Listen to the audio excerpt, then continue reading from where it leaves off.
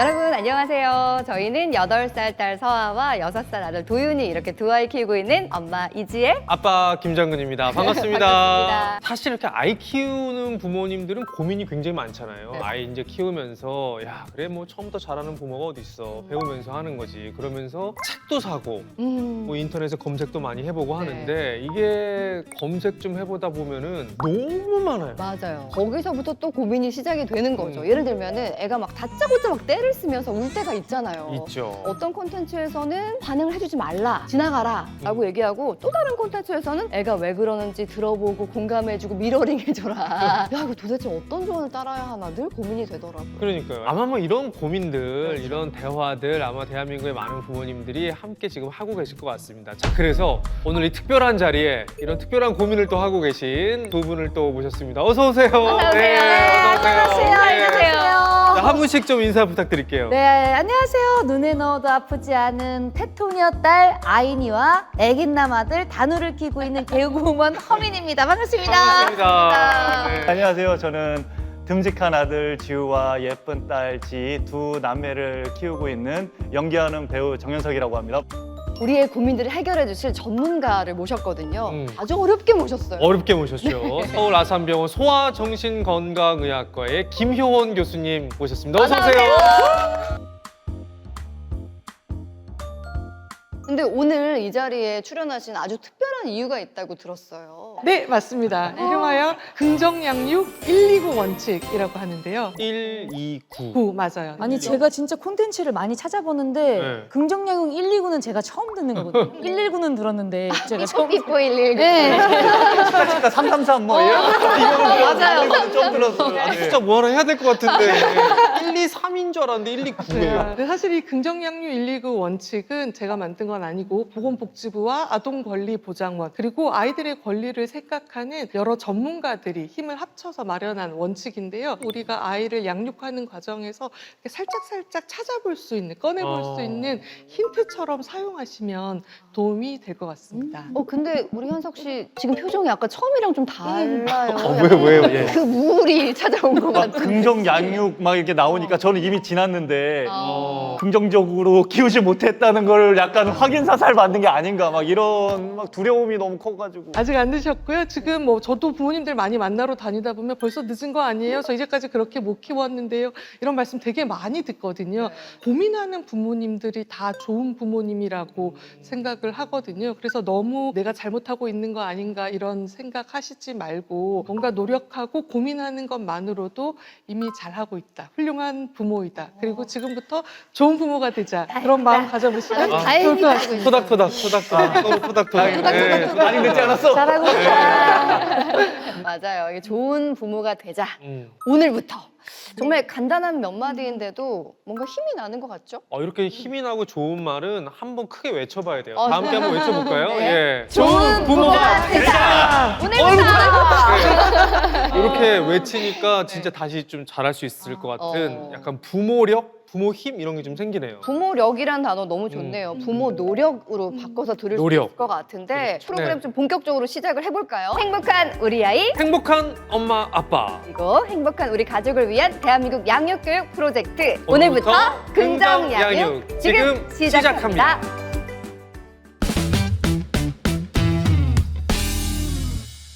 우리 예전에는 우리 법에 부모가 아이를 체벌할 수 있는 권한, 징계권이 있었다는 거 알고 계세요? 그럼 네. 체벌이라면은 이렇게 좀 손을 댄다는 그러니까요. 말씀이신 그러니까 거죠? 요즘 같은 시절에는 우리가 애들을 때려 상상도 할 수 없는 일이잖아요. 옛날에는 민법에 징계권 조항이라는 게 있어서 부모의 체벌이 굉장히 오랫동안 가능한 것으로 되어 있었습니다. 우리 부모님이 그 징계권을 엄청 잘 활용하셔서 저도 저희는 좋은 예네요.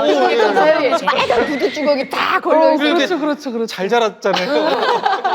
그렇지만 좋지는 않으셨잖아요. 아, 그래요? 아, 이거 여기 힘들었잖아요. 뭐 똥 떠올리기만 해도 마음에 뭔가 상처가 남아 있는 것 같은. 교수님은요? 저희 시절에는 집에서나 학교에서나 많이 있었죠. 근데 2021년 1월 26일에 이 민법에 있는 이 징계권 조항이 완전히 폐지되어서 이제는 부모가 훈육을 목적으로 체벌하는 것도 이제 법적으로도 금지가 와. 되었습니다. 근데 교수님 말씀을 듣다 보니까 뭐 체벌과 체벌이 아닌 행위를 나누는 기준, 어떤 행동이 아동학대인지 아닌지 판가름하는 기준이 있을 것 같거든요. 아동복지법 제3조 제7호에서는 아동학대는 보호자를 포함한 성인들이 아이의 건강 또는 복지를 해치거나 정상적인 발달을 저해할 수 있는 신체적, 성적, 정신적 폭력이나 가혹행위를 하는 것과 보호자들이 아이를 유기하거나 방임하거나 이런 것들까지 다 아동학대라고 규정하고 있는데요. 체벌 문제의 핵심은 아이의 몸과 마음에 상처를 남겼나 아닌가 여기에 차이가 있는 겁니다. 이게 정말 도덕적인 관점뿐만이 아니라 법적인 관점에서도 체벌 없는 훈육이 필요하다라는 맞아요, 말씀이신 맞아요. 것 같은데 교수님 그래도 가끔 이렇게 키우다 보면 너무 오냐오냐 할 수는 없고 좀 엄하게 해야 될 때가 분명히 있잖아요. 그러니까 사실 아이들을 너무 오냐오냐 이렇게 키우면은 너무 버릇 없어진다 뭐 이런 맞아요, 얘기 될 맞아요. 때도 있고 네. 이게 양육자가 뭔가 이렇게 좀 권위는 잃지 않으면서 음. 체벌 없이 아이들을 좀 올바르게 양육하는 뭐 이런 방법을 좀 알고 싶거든요. 그게 바로 긍정 양육입니다. 근데 긍정 양육이란 말만 들으면은 아기가 뭔가 잘못을 했어도 그래 뭐 그럴 수 있지 긍정적으로. 뭐 이렇게 칭찬을 해줘야 될 것 같고 우쭈쭈 이렇게 해줘야 될 것 같은 그런 느낌이거든요. 이게 맞아요. 맞나요? 맞아, 아까 말씀하신 것처럼 뭔가 이렇게 강하게 들어가야 될 때도 있는데 너무 긍정적으로만 하는 게 아닌가 이런 생각. 그러니까요. 이런 게 아닐까. 긍정이라는 단어에 대해서 좀 오해가 많이 있는 것 같아요. 긍정을 약간 낙관이랑 착각하면서 무조건 상황을 긍정적으로 봐야 되고 무조건 잘해줘야 되는 게 아니고 상황을 있는 그대로 바라보고 받아들이고 인정하는 거죠. 긍정이 무조건 허용적이다라는 그럼요. 뜻은 아니라는 네, 말씀이신데. 근데 저는 긍정 양육 굉장히 좋은데 아까부터 교수님 말씀을 들으면서 좀 신경이 좀 쓰이는 게 긍정 양육 뒤에 지금 129라는 숫자가 붙어 있잖아요. 요거 뭘까 굉장히 궁금하거든요. 일단 129는 아닌 것 같아요. 129. 그렇죠. 129. 129는 아니에요. 129가지를 지금 말씀하시진 않을 것 같고 129가지는 일단 아니죠. 절대 아니죠. 아니에요? 아니죠. 네네. 이 각각의 숫자는 사실 의미를 지니고 있는데요. 먼저 1은 네. 긍정 양육의 한 가지 기본 전제를 의미합니다. 기본 전제면은 대원칙. 맞아요. 그럼 네. 긍정 양육이라는 것은 일단 어떤 대원칙, 어떤 전제, 어떤 관점을 가지고 아이를 바라보는 건가요? 아이가 스스로 성장하는 힘을 가지고 있는 독립된 어떤 인격체이라는 것을 인정하는 데서 시작을 하게 되는 겁니다. 근데 만약에 아이를 독립된 인격체가 아니라 내가 마음대로 할 수 있는 존재, 내 소유물 이렇게 생각하면 어떤 일이 벌어질 것 같으세요? 드라마에 맨날 나오잖아요. 맞아요, 네. 맞아요. 내 인생은 내 거야. 맞아. 없는 게 아니잖아요. 이 컨트롤러로 하는 조종하듯이 멀리서 이렇게 멀리서. 마음대로 맞아, 하고 맞아, 싶어 할 것 맞아, 같아요.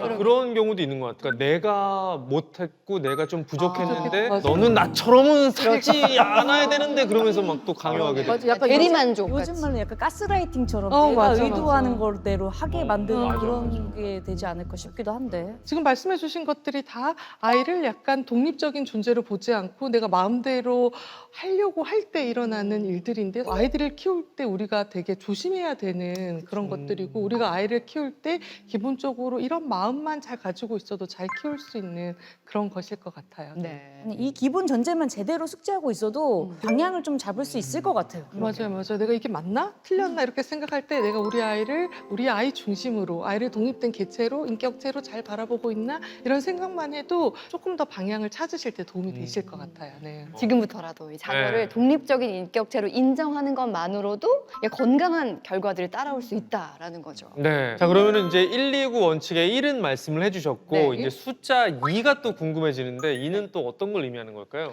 네, 이는 두 가지 실천 원리를 얘기합니다. 기본 전제가 양육에 대한 어떤 가치관을 말하는 거라면 실천 원리는 그 가치관 아래서 어떤 태도를 가지느냐 하는 건데요. 첫 번째는 부모 자신과 아이를 이해해야 한다. 그 이해에서 관계가 시작해야 한다. 그런 거고요. 두 번째는 부모와 아이가 서로에 대한 믿음을 가지고 또 믿음을 가질 수 있게 아이를 키워야 된다는 그런 것입니다. 그러니까 결국 핵심은 뭐 이해와 믿음. 맞아요, 맞아요. 근데 여기서 말하는 믿음은 너무 당신 다 맞아 이런 게 아니라 너는 아직까지 어리지만 스스로 배워가고 있고 또 성장할 힘을 가지고 있다. 우리 부모님은 완벽하진 않지만 나를 위해서 뭔가 노력하고 있고 나를 생각하고 계셔. 이런 믿음을 얘기하는 것 같습니다. 그 다름을 인정하고 이해한다는 맞아요. 게 쉬운 네. 것 같진 않아요. 나보다 어리다는 생각이 있으니까 그치. 얘가 진짜로 어떻게 될까, 얘를 진짜 믿을 수 있을까 이런 생각이 들 수도 있고 이래서 사실 실천하는 게 그렇게 쉬울까라는 생각도 좀 들어요. 맞아요. 맞아요. 근데 부모의 마음 안에서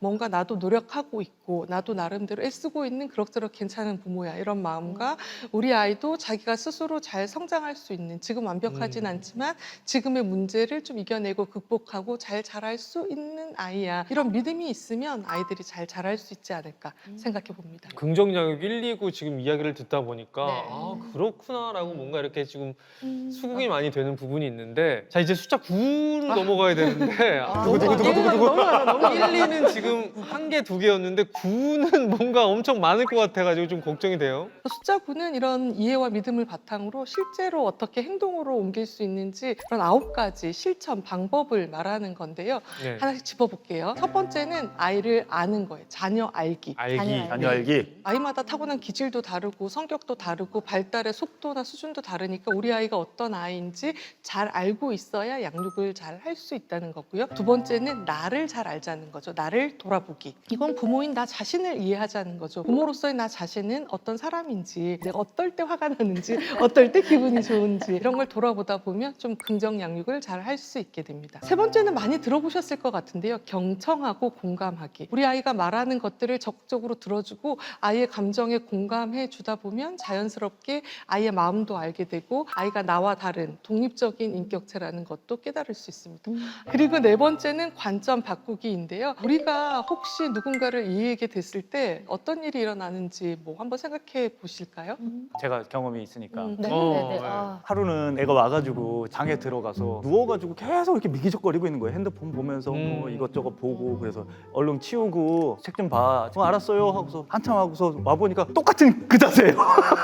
그 자세. 그러면 마음속으로 아 제가 나를 무시하나? 혹은 또 저게 고착화돼가지고 또 저렇게 게으른 사람이 되면 어떡하지? 막 이렇게 막 이렇게 올라와가지고 또 야 너 또 이렇게 막 한 거예요. 나중에 보니까 학교에서 상처받은 일이 있었나 봐요. 그래가지고 나름 이제 그 시간으로 사귀려고 약간 그렇게 한 거였는데 내가 조금 한 번 더 물어보고 또 이렇게 얘기했으면은 이거를 좀 다르게 볼 수 있었을 텐데 이런 생각이 들더라고요. 그러니까 다르게 보는 게 이렇게 필요한 것 같아요. 아, 이거 되게 중요한 얘기네. 맞아요, 맞아요. 진짜로. 근데 아이를 키우다 보면 저런 순간들이 많이 있는 것 같아요. 사실은 아이를 이해하고 나면 문제가 아니고 뭔가 이해할 수 있는 행동이거나 다른 방식으로 도와줄 수 있는 행동이었다는 것을 알게 될 때가 있는 것 같습니다. 이해라는 실천 원리에서 자녀 알기, 나 돌아보기, 경청하고 공감하기, 관점 바꾸기 이렇게 4가지 실천 방법이 나오는 거네요. 네, 맞습니다. 그리고 이번에는 이제 믿음의 실천 방법을 알아볼게요. 실천 방법 5번째는 온전히 집중하기입니다. 이거는 아이와 보내는 시간에 온전히 아이와 집중하는 것이 필요하다는 건데요. 그 시간이 바로 부모가 나를 사랑하고 있구나 이런 믿음을 갖게 만드는